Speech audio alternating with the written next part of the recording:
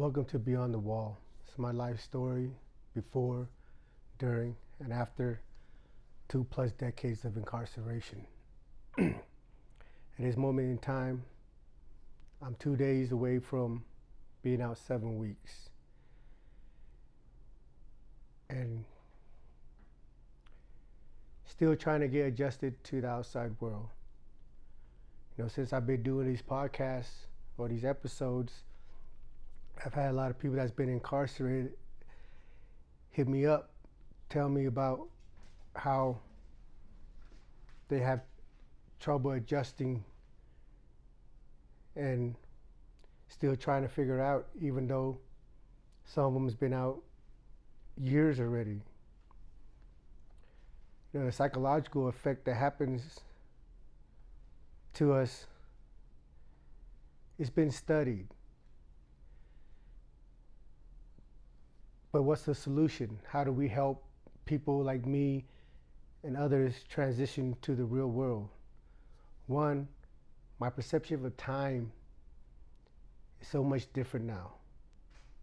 When I was in there, it's like Groundhog's Day. It's the same thing over and over and over again. There's no expectations. There's no responsibilities. It doesn't matter if you get up today or miss work or whatever, you're still gonna get 3 meals. You still got a cell and a bed to go to. Out here it's different. You got bills to pay. You have things you need to take care of. It doesn't seem like there's enough time in the day, enough hours in the day to get all things that you want done. The problem that I'm having with right now is, one, I'm still pending Homeland Security to clear me to get my driver's license. I try to open up a bank account so that I can start building my credit up for the future. So maybe within a year or two, I could get a first-time homeowner's loan, participate in commerce, in society. But I can't open an account because I don't have a driver's license. I have every form of other ID that I can possibly produce. I have a marriage certificate. I have my social security card. I have my permanent residential alien card. I got my inmate ID. And I got a piece of paper showing the people who my federal probation officer is. But for some reason, none of that is good enough to open an account.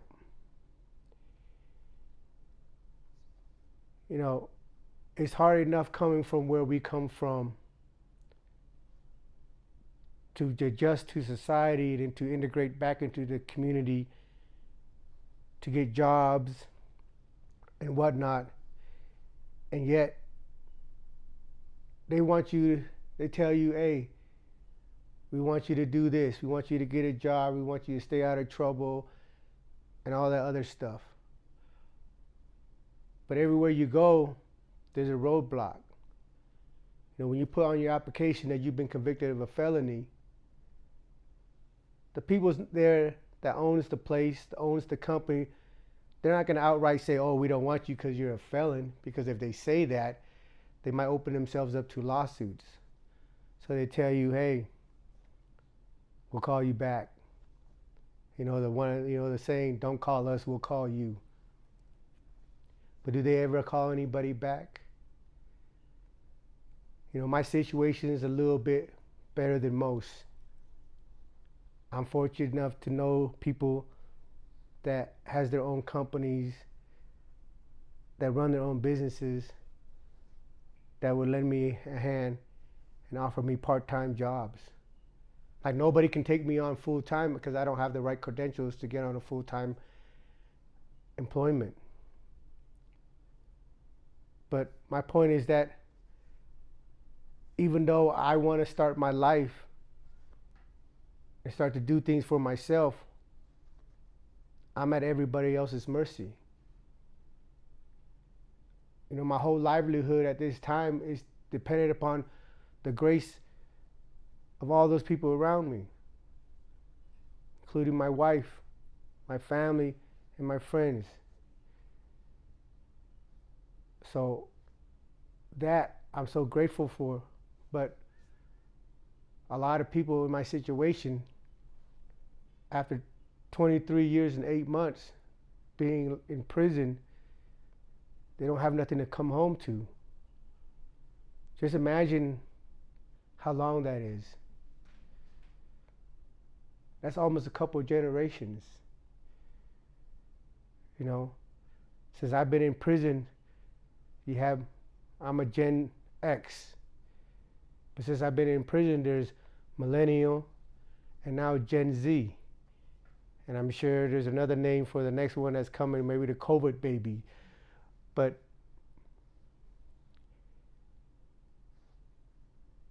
time moves on while you're sitting still in a box. Coming home now feels like I've been teleported into the future. I don't recognize anything. The city that I live in, West Valley, and all through the Salt Lake Valley, and even the rest of the world, they've doubled in the population. Now my number might not be accurate. I'm just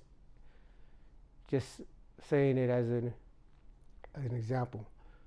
But really here in Utah, I'm pretty sure the double is probably, pretty sure that the population has doubled, might even been tripled. Like everywhere you go, there's constructions, there's buildings, townhomes, and if it wasn't for the road signs, I wouldn't recognize anything. So being projected, being thrown, being in a box for 2+ decades, then thrown out into the world is a culture shock. Because in there, you're just sitting around waiting for something to happen, waiting for the deuces to go off. Who's getting stabbed up today? Who's getting killed today? But other than that, it's the same thing over and over and over again. Out here, the demand of life is starting to become overwhelming because I'm frustrated that I can't do the things that I need to do as far as being a part of my marriage, as far as being part of society. We don't have any programs that prepares you for the real world. And that somehow, some way, part of the reason that I'm doing this is to maybe eventually, hopefully sooner than later, come up with something that can help people to integrate back into society. I'm gonna get a hold of some of the curriculums that they have in the penitentiary so that I can show you, so that way it's not just me running my mouth and talking bad about the system because I've been subject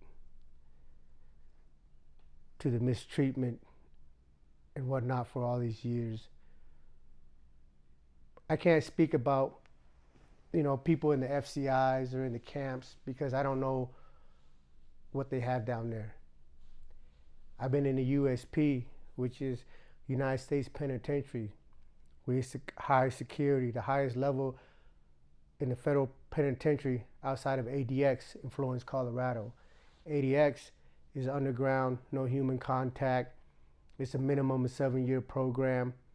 But if you go to ADX, it's going to take about 10 years for you to ever get back into population. They tried to commit me to ADX twice, but regardless of what I did or whatnot, I still didn't qualify for that program. So I've been spared that experience. But I've been to Lewisburg, the SMOOTH program, SMU. It stands for Special Monitoring Unit. It's supposed to re-educate you, rehabilitate you with their programs. But it's a joke. Right now in Thompson, before I left, I mentioned this before, they had 7 deaths. How all those deaths and killings came about, I don't have the details. I wasn't there. When I was in Lewisburg, between 2016 and 2017, again, I heard on the programs on the radio, there was lawsuit about 4 killings that happened in there. And these killings are, 2 of them for sure, was committed by their cellie. Because they threw a guy in a cell with another guy, and they were both on medication, like psychiatric medication. You know, like for a better term, they were crazy.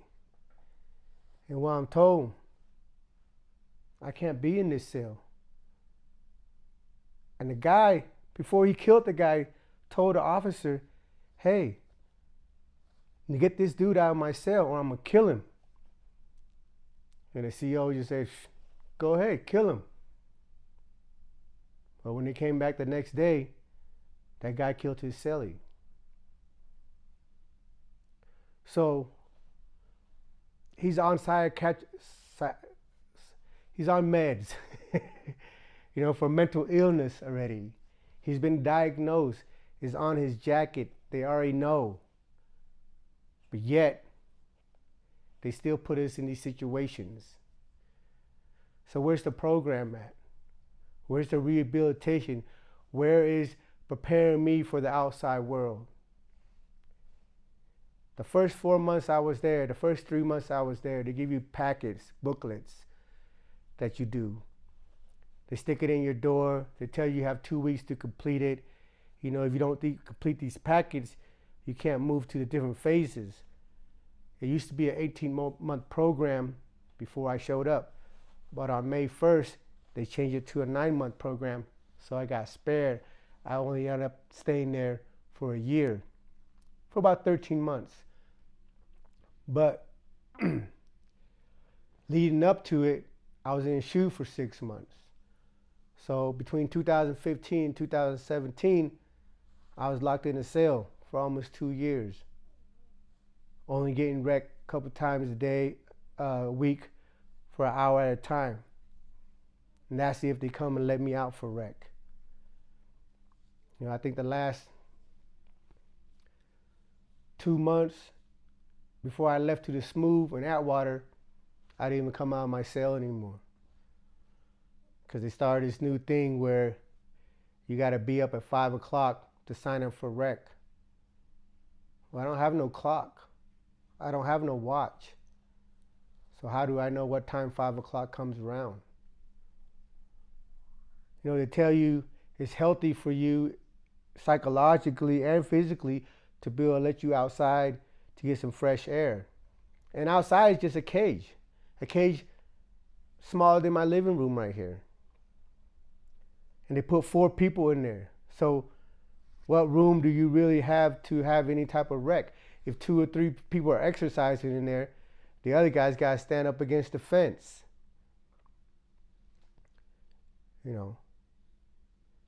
But some reason I do not know, the COs, these staff members that got in position of authority, got position of power, want to start this sign up at rec at 5 o'clock in the morning.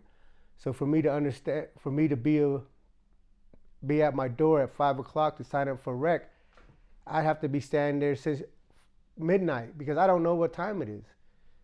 In Florence, you don't have no radio in the SHU. So you're just waking up hoping you catch him in time so you'll be able to go to rec. Now back to my point, like these curriculums or programs they have in the penitentiary I don't have the vocabulary to express them. The highest education level you can get in a penitentiary is a GED. The prison gets paid a certain amount of money when you graduate and get your GED. But if you want to go outside of them to learn anything, they don't have nothing for you. Or they might have like the Star Trek series or the Strong Arm of the Law series, but none of these prepare you to come home and do anything. Like perfect example, the Smooth program. The first 3 months, I took them booklets, I read them from front to back, cover to cover, and answered all the questions and then they have a thing where you listen to a radio program that comes on, and then they question you about it in the booklet.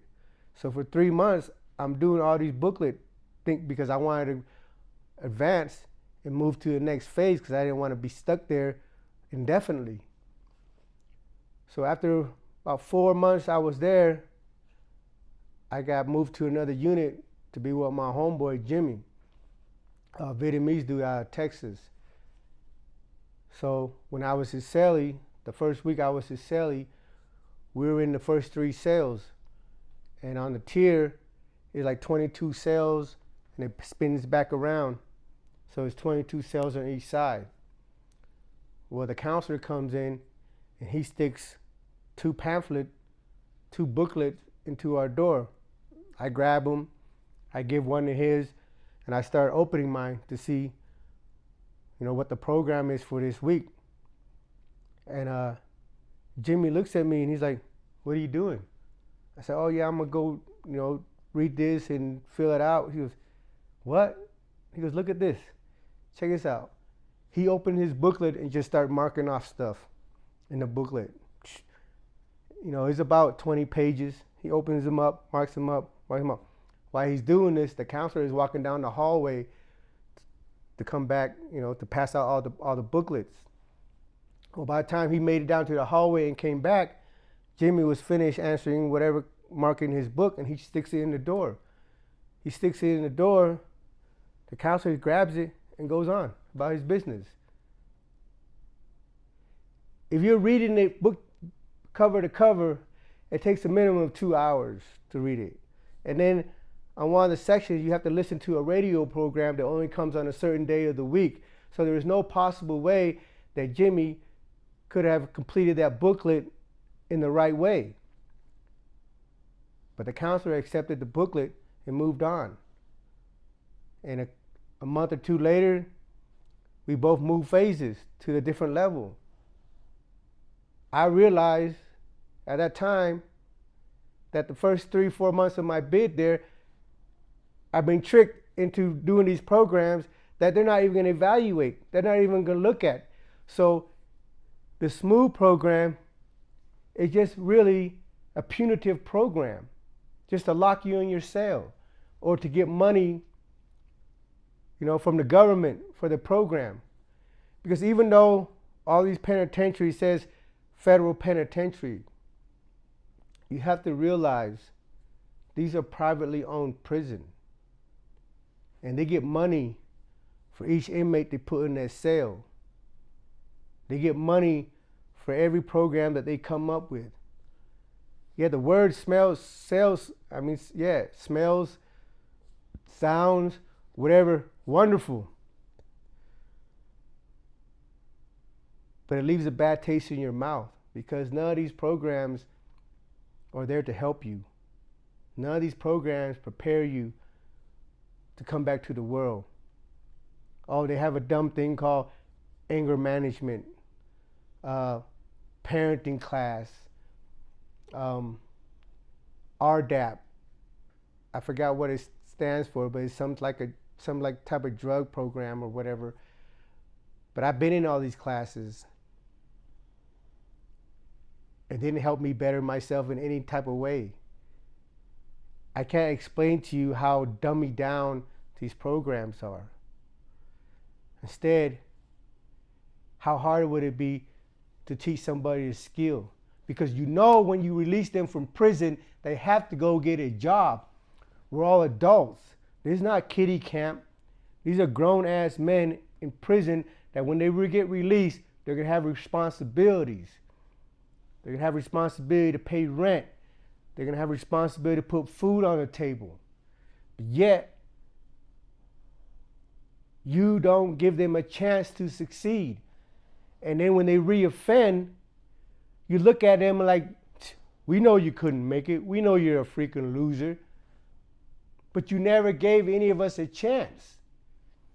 What skill level do I have? Even though if I have the capacity to understand things, to manage things, I can never do any of that. I got to start at the mailroom. The only thing that I can do is that give me a hammer and a saw and cut and break something down. Even if I might have skills to do something else, no one's going to give me a chance because I don't have the credentials to show them that I have skills in this type of labor. I have skills in this type of employment. You know, we're not all a bunch of freaking dummies in there. But they don't want to, they know that, but they do not want us to come home and succeed. Why? Because they get money funded to them by the federal government. So each one of us is a paycheck. When I was leaving, I'm entitled, after spending 2 decades in a penitentiary, I'm entitled to a year halfway house. I didn't get 1 day because the halfway house refused me because they said, you know, through the conversation with my sister-in-law, when the halfway house refused me here in Utah, I tried to relocate to her place in Colorado, and a probation officer that came to visit her home said that the Utah halfway house said they didn't want me because I was a violent offender.